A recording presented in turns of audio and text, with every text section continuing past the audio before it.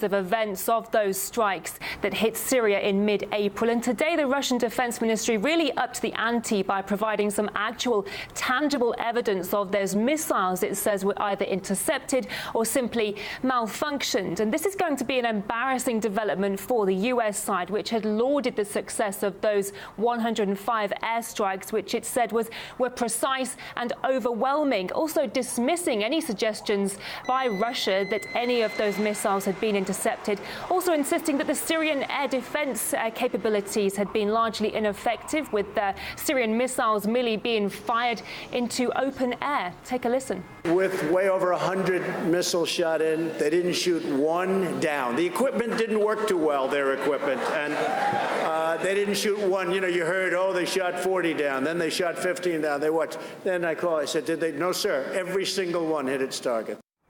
So I think we can be quite confident and say that the US side is not going to let this lie, probably already crafting a response email or response statement, should I say, as we speak. The Russian Defense Ministry also went into detail earlier about the targets of those 105 missiles. Only 22 of those 105 missiles actually hit their intended targets. And it's been revealed that they actually hit civilian objects rather than the alleged chemical supplies the US has been so persistent upon. Take a listen. Some of the missiles didn't reach the targets, apparently due to malfunctions. They were a threat to civilians there, in civilian buildings. At the same time, the logic of the US, UK, and France in choosing the targets is unclear. They say there were stockpiles of toxic agents there. If they were hit by cruise missiles, this could lead to widespread poisoning. And if it was for Damascus itself, tens of thousands of people could have died.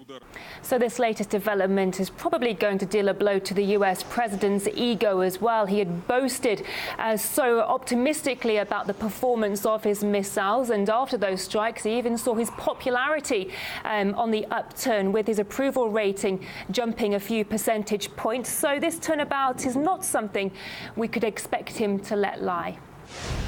Well, let's see what security analyst and former UK Army officer Charles Shoebridge has to say about this. He's at our studios in London right now. Hello again, welcome to RT. You look at both sides saying what they say about what happened in Syria. The discrepancies are huge. Why do you think they're so far apart on what they say happened in Syria a couple of weeks ago? Well, of course, there are two competing stories because there are two competing narratives, as we know, but all credit to RT for mentioning both of them, and the fact that actually there are two narratives. If you listen to the West media, of course, especially